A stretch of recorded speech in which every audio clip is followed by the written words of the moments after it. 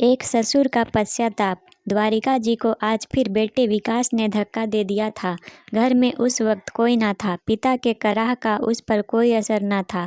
असर होता भी तो कैसे, वह तो बरसों पूर्व नशे की काली दुनिया में खो चुका था। वो तो नौकर बाजार से सब्जी लेकर लौटा तो उन्हें जमीन पर पड़े देखकर एम्बुलेंस मंगवाया। डॉक्टर के बहुत पूछने पर भी वह असलियत कह ना सके। उन्हें कुछ दिनों तक नर्सिंग होम में ही रहना था। 70 की उम्र में हड्डियां कब आसानी से जुड़ती हैं। अपने ही पुत्र के किए पर आंखें नम थी और दिल भरा भरा सा था। दोपहर में बहू शिप्रा स्कूल से लौटते वक्त सास आशा जी को पार्लर से लेती हुई घर आई। तब उसे घर की घटनाओं के विषय में पता लगा। द्वारिका जी ने वकील को नर्सिंग होम में ही बुला लिया था और अपनी समस्त संपत्ति बहू के नाम कर दी। इस बात का पता लगते ही धर्मपत्नी आशा जी आग बबूला हो उठी। मेरे जीते जी इस सारी संपत्ति का मालिकाना हक बहू को देने का मतलब। द्वारिका जी बोले, हम बूढ़े और कमज़ोर हो गए हैं।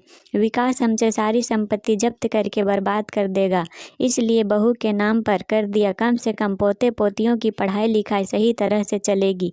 आशा जी बोली, ये सब तो मैं अपने हाथों ही करवा देती। द्वारिका जी गुस्से में बोले, तुम क्या करवाती जो आज तक उसे सुधार तक ना सकी। हमेशा ही तुम्हारे लाड प्यार ने ही उसे बिगाड़ा है। जब पहली बार सिगरेट पिया था तब थप्पड़ ना जड़ सकी। जब स्कूल फेयरवेल में दोस्तों के साथ बियर पार्टी कर रहा था तब तुमने मुझसे लड़ झगड़ कर उसके हाथों में पैसे दिए। उन्हीं अमीरजादों के साथ जब ड्रग्स लेने लगा तब भी तुम्हारी ममता अंधी रही। आंखों पर गांधारी के समान पट्टी बांधकर उसे बर्बाद होता देखती रही। द्वारिका जी बेटे के गलत परवरिश के लिए पत्नी को दोषी मानते थे। मन खिन्न था, आज सारी भड़ास निकाल रहे थे। फिर आशा जी बोली कि आपने कौन सा ध्यान दे दिया। आप भी तो पैसे बनाने की धुन में घर से बाहर रहे।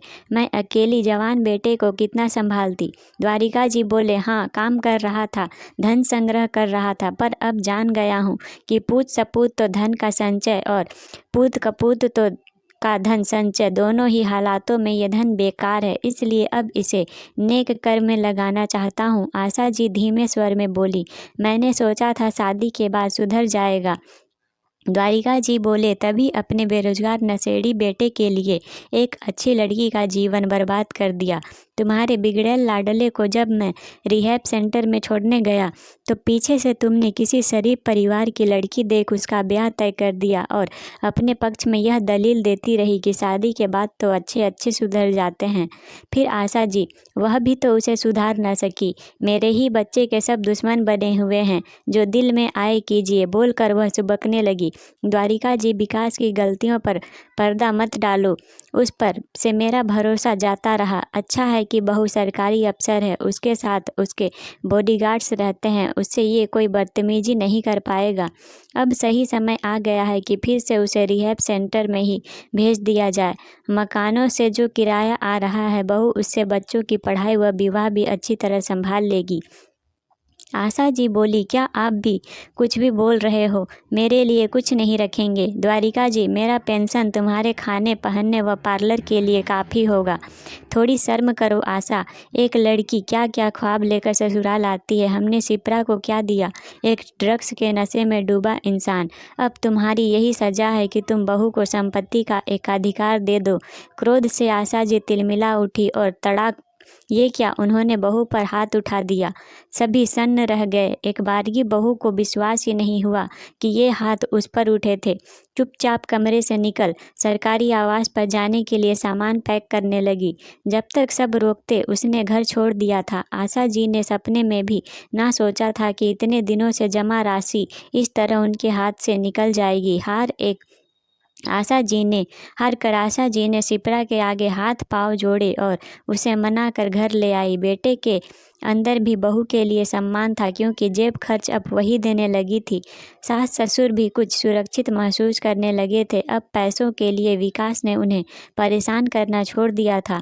उसे यह विश्वास हो गया था कि जो मेरी पत्नी का है वह मेरा ही है। यह वसीयत ना था, बल्कि एक ससुर का पश्चाताप था। एक पढ़ी लिखी लड़की को अपने नालायक बेटे से विवाह कराने के उपरांत उनकी आत्मा उन्हें धिक्कारती रही थी, जिसके कारण वह इस नतीजे पर पहुंचे थे। अब घर में सब कुछ तो नहीं बदला था, पर एक ससुर की आत्मा को कुछ हद तक शांति मिली थी। उनके हाथों हुए अपराध की कोई माफ़ी नहीं थी, पर वह तड़प जो बहू के निर्दोष चेहरे को देखकर उठती थी और उन्हें ग्लानि में डुबोती थी, वह शांत हो गई थी। विकास को रिहैब सेंटर भेज दिया गया और शिप्रा अपने सास ससुर की बेटी बनकर आजीवन उनकी सेवा करती रही। तो दोस्तों, ये कहानी कैसी लगी ज़रूर बताएं।